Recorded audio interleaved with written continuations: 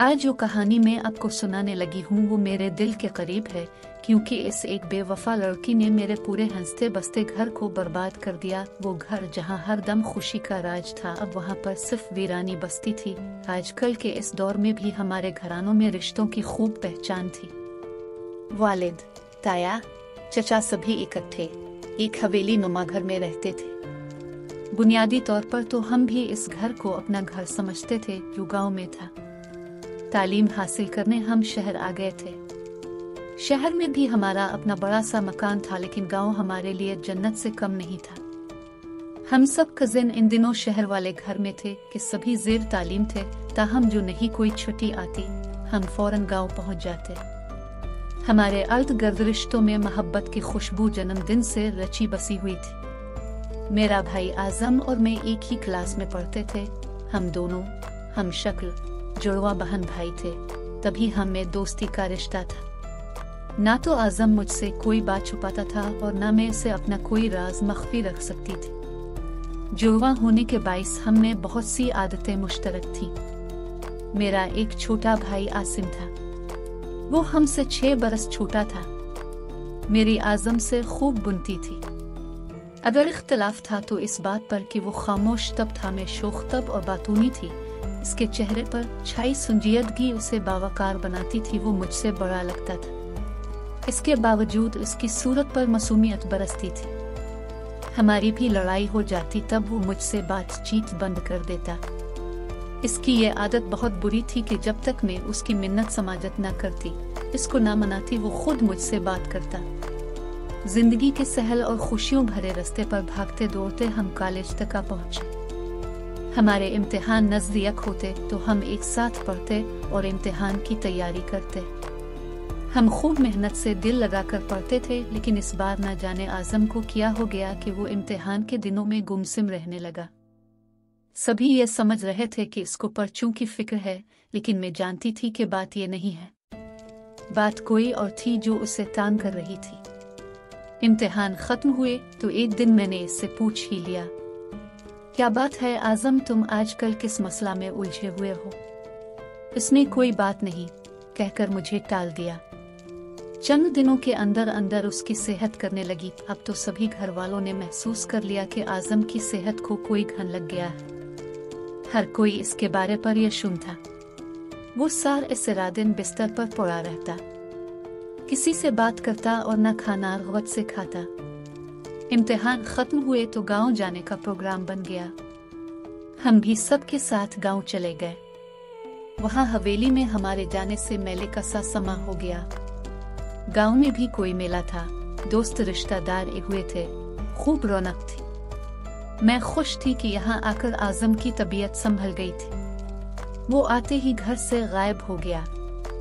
काफी देर बाहर रहने के बाद लूटा तो हशाश बशाश नजर आ रहा था, बात बेबात हंस रहा था। अम्मी और मैंने ये तब्दील खास तौर पर महसूस की। इसके चेहरे पर सेहत और मुस्कुराहट के रूप में जिंदगी लूट आई थी। मुझको हैरत थी और खुशी भी कि चुल्लू किसी सूरत तो वो ठीक हो गया। गांव में छुट्टियां गुजार कर हम शहर वापस आ गए। यहाँ आकर एक बार फिर आजम इस नामालूम उदासी और पुरस्कार पर यशनी का शिकार हो गया। अब मुझे यकीन हो गया कि मेरे भाई के साथ कोई ना कोई संजीदा मामला जरूर है। जब पूछती टाल देता, तब एक दिन बेबसी से इसके सामने रो पड़े। मेरा रोना वो ना से सका। कहने लगा, रोने की क्या बात है, ये मेरा पर्सनल मामला था, तुम इतनी परेशान हो तो बता देता। एक लड़की मुझे पसंद है, इससे शादी करना चाहता हूँ, लेकिन हम ताया चचा वाले रिश्तों के जाल में इस मजबूती से गुंधे हुए हैं कि बाहर से शादी नहीं कर सकते। जानती हो ना कि किसी बाहर की लड़की से मेरी शादी होना कितनी मुहाल बात है। बस इस बात से परेशान रहता हूँ, सोचता रहता हूँ कि क्यों कर चचा की लड़की से शादी के लिए इनकार करके सबा से शादी कर पाऊंगा। इस मामले पर अलिफ बा, ताया, चचा सभी एक होकर मेरी गर्दन पकड़कर बैठ जाएंगे। बात तो भाई की ठीक थी, फिर भी मैंने इसकी दिलजुई की और कहा, बस इतनी सी बात, तुम फिक्र ना करो, ये मामला मुझ पर छोड़ दो। तालीम मुकम्मल कर लो।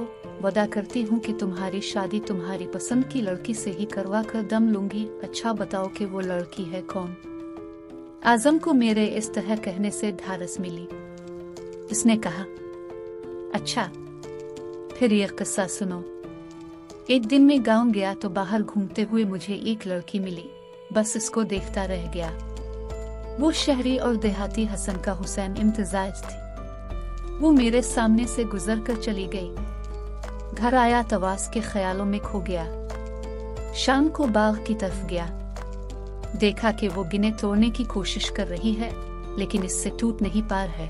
तब पास जाकर पूछा, क्या मैं तोड़ दूं? उसने हाँ कहा और ना, मैंने आज खुद 2-4 तोड़कर उसको दिए तो शर्मा कर भाग गई। मैंने चचाजाद भाई से पूछा। इसने बताया कि मेरी खाला की बेटी है, शहर में रहती है, आजकल छुट्टियां गुजारने घर आई हुई है।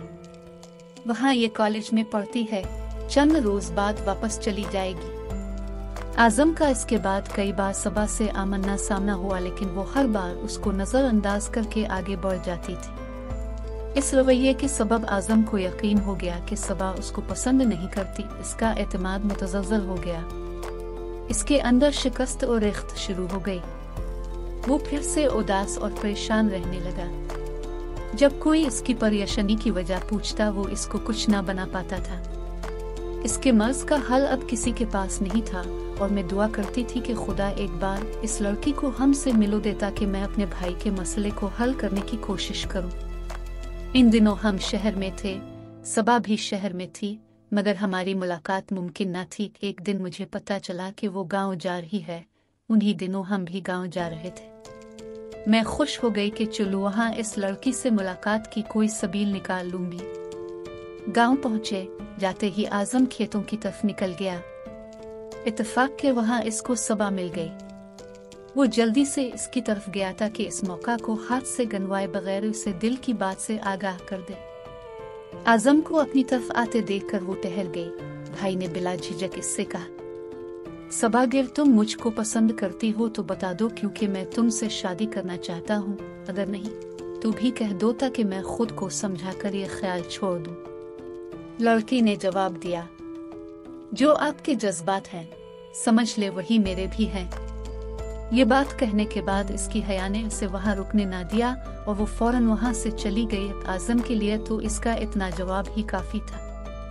वो इतना खुश घर लूटा जैसे इसको जिंदगी की सबसे बड़ी खुशी मिल गई हो, जिसकी जुदाई इसको घन की तरह खा रही थी।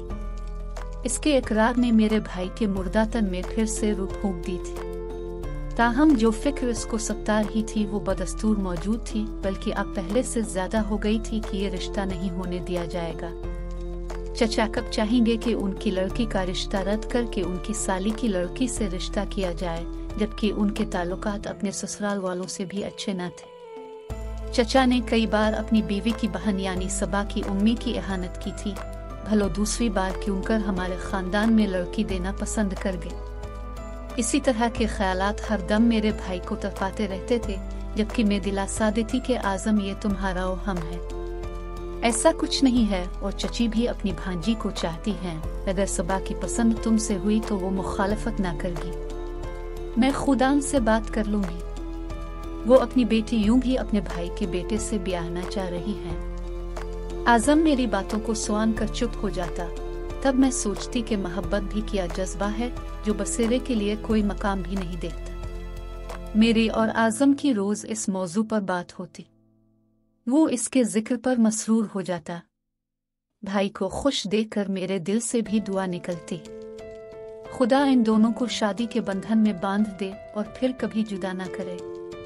अब सबा और आजम की अक्सर फोन पर बात होती। कभी कभी मैं भी सबा से बात कर लेती थी। मैं इसको अपने भाई के पर खुलूस जज्बात के बारे में बताती तो वो कहती, यकीन नहीं आता आजकल के दौर में भला कौन किसी से इतनी मोहब्बत करता है। अब इस जज्बे में इतनी सच्चाई मुमकिन नहीं जितनी तुम बहन भाई साबित करने की कोशिश करते हो। जरा सा बुजुर्गों का दबाव पड़ेगा तो सारी मोहब्बत हुआ हो जाएगी। मुझको सबा के ऐसे जवाब से दुख पहुंचता। इसी किस्म की बातें वो आजम से भी करती थी। तब वो बहुत ज्यादा परेशान हो जाता था। वो तवास को पूरे खुलूस से अपनाना चाहता था। अब मुस्तकबिल में क्या होना था इस बारे तो कोई भी नहीं जानता था। आज़म अगर इस बात से तो अज़हद रंजूर था कि सबा उसके खुलूस पर शक करती थी। इसी बात पर एक दफा दोनों में लड़ाई हो गई। उन्हीं दिनों उम्मी बीमार हो गई। हम उनकी परेशानी में पड़ गए। आज़म और मैंने कुछ दिन सबा से बात न की, जिस पर उसकी खफगी शदीद नाराजी और शक में बदल गई। जब आज़म ने इससे बात करना चाही, उसने गुफ्तगू शनीद के तमाम हीले ही तमाम कर दिए। अब आज़म फिर से परेशान रहने लगा। मैं सबा के पास गई, मिन्नत समाजत करके इसकी गलत फहमी दौर की और उनकी आज़म से सुलह कराई। तब मीर अबे खुश गया। अम्मी की बीमारी का सुनकर सबा की वालिद है इसको लेकर हमारे घर इयादत को आए। इस रोज आज़म और सबा ने से खूब बातें की। आज़म फिर से सबा पर एतबार करने लगा कि ये धोखा ना देगी। 2-3 साल मीर इंतजार करेगी जब तक मैं तालीम मुकम्मल ना कर लूं। मगर सबा शायद मेरे भाई से दिल लगी कर रही थी। इसको आज़म की मोहब्बत का एतबार न था। उसने मेरे भाई को मजबूर किया कि वो उन्हीं दिनों अपने वालिदैन को राजी करे और मंगनी की रस्म काफवा ले। अभी मुनासिब मौका न था। पहले हमने अपनी चची को एतमाद में लेना था। वो हमसे बहुत मोहब्बत करती थी। वो जरूर हमारी बात सुन लेती, लेकिन सबा के मजबूर करने से हमने पहले अपने वालिद से बात की। वालिद तो भड़क उठे। उन्होंने एउद के नाता और आज़म का निकाह हमारी चचा जद से करने की तैयारी शुरू कर दी। हालांकि वो हमसे 7 साल बड़ी थी। वो मेरे भाई के जोड़ की ना थी। बेशक वो अच्छी लड़की थी। आज़म भी इसकी इज्जत करता था, लेकिन वो इसको सबा की जगह नहीं दे सकता था। जब निकाह की तारीख रख दी गई तो आज़म की हालत गैर हो गई। कहने लगा, मैं ना कहता था कि ये रिश्ता नहीं हो सकेगा। यही गम तो मुझे अंदर अंदर खाता रहा था। खुदा की करनी उन्हीं दिनों दादी जान का इंतकाल हो गया और निकाह मुलतवी कर दिया गया। इसी दौरान सबा का रिश्ता किसी अच्छी जगह से आ गया। आज़म की हालत ऐसी थी जैसे किसी ने बदन से रूह खींच ली हो। इसने वालिद से जाकर शादी से इनकार कर दिया। वो सख्त खफा हुए, मगर भाई अपने मौक़िफ़ पर डट गया कि मैं खुद से 7 साल बड़ी से शादी नहीं करूंगा। इसके बाद वो सबा से मिला, कहा कि मैंने शादी से इनकार कर दिया है। वालिद की नाराज़ी मोल ले ली है तो अब तुम भी इनकार कर दो। उसने ताउन करने की बजाय भाई से कहा कि जहां मेरे वालिदैन चाहेंगे वहां शादी करूंगी। इसके रोई से आज़म ने अपनी बेइज्जती महसूस की। उधर वालिद, ताया, चचा सभी ने मेरे भाई का जीना हराम कर डाला था। वो तन्हा उन सब की बदसलूकी और गुस्से का मुकाबला ना कर सकता था और उसको तसल्ली देने वाला मेरे सिवा कोई न था। अलबत्ता वाहिद चची जान थी जो ये चाहती थी कि उनकी बेटी की शादी आज़म से ना हो पाए ताकि वो बेटी को अपने भतीजे की दुल्हन बना सके। मुझको लगा कि शुरू दिन से सबा मेरे भाई के साथ मुखलिस न थी। अब फिर आज़म के हालात को न समझ सकी जो उसकी खातिर पूरे खानदान में बुरा बन गया था। वो आज़म के जज्बों पर ही शक करती रही, कहती कि तुम भी दूसरे सब लड़कों की तरह बेवफा हो, जबकि मेरे भाई बेचारे ने बेवफाई कब की थी। वो तो उसकी खातिर खानदान भर से लड़ भर रहा था और वो मिसल थी कि तुम मोहब्बत का ड्रामा कर रहे थे। खानदानी रुकावट तो बस एक बहाना है। उसने इंतजार किए बगैर ही मोहब्बत के बंधन को इतनी आसानी से तोड़ दिया। मुझको सबा की सोच पर बहुत दुख हुआ, जबकि चची ने सबा से भी कहा कि जल्दबाजी ना करो, मैं तुम्हारा मसला हल करा दूंगी। बस थोड़ा सा सब्र और इंतजार कर लो। मगर इस लड़की को न जाने किस बात की इतनी जल्दी थी। सबा की बातों से भी आज़म ने हौसला न हारा और बड़ी हिम्मत से घर वालों का मुकाबला किया। उसने सबा की वालिद वावर बड़ी बहन से भी बात की कि मैं साबित कदम हूँ, अब मेरा साथ दे और सबा के रिश्ते में जल्दी ना कर। मगर उन्होंने डांट कर मेरे भाई को भगा दिया। कहा कि सबा कहती है तुमने इससे दिल लगी की है, लिहाजा हम सबा की मंगनी कर रहे हैं। आज के बाद उधर का रुख मत करना। यूं इन सब लोगों ने मिलकर मेरे मासूम भाई को तबाही के रास्ते पर डाला और वो शदीद बीमार पड़ गया। मायूसी में गोया इससे जीने की तमन्ना ही छीन ली। वो अपनी तालीम भी जारी ना रख सका। जब वालिद साहब ने बेटे की हालत देखी तो उनकी शफकत पिदरी ने बाले खर जोश मारा। अब इनको एहसास हुआ कि वो गलत कर रहे हैं। उन्होंने चचा से कहा कि आजम अगर इस शादी पर रजामंद नहीं है तो ये तुम्हारी बेटी को खुश ना रख सकेगा। मैं तुम्हारी लड़की की शादी अपने छोटे बेटे से किए देता हूँ।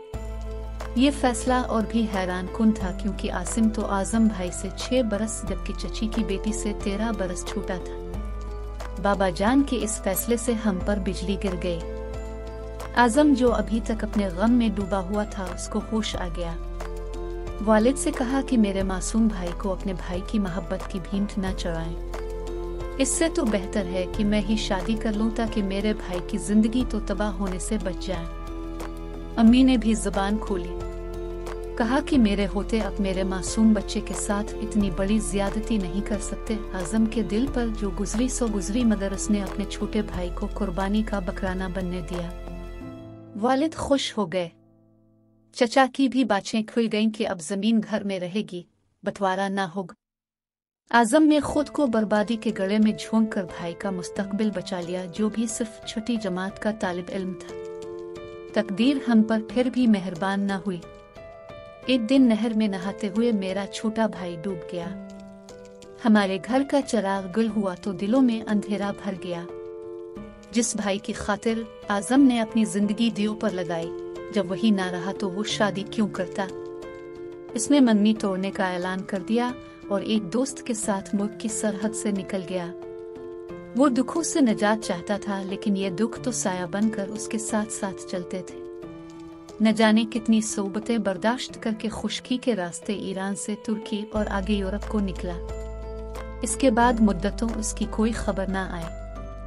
बिलाखिर 15 बरस बाद एक वाकिफकार पाकिस्तान आया तो उसकी ज़बानी पता चला कि वो इन दिनों स्पेन में है। वहाँ उसने फूल बेचे, होटलों में काम किया, जाने क्या किया, जतन किए पेट भरने की खातिर। मुसलसल हादसात का मुकाबला करते करते इसके असाब शल हो गए।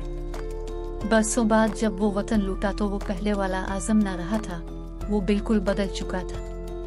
अब इसको किसी से मोहब्बत ना रही थी। एक नासमझ और बेवफा लड़की की खातिर मेरा प्यारा भाई हमसे छिन गया और दूसरे को मौत ले गई और वालिदैन के सद इश्वर बने वाले दिल नाशाद हो गए।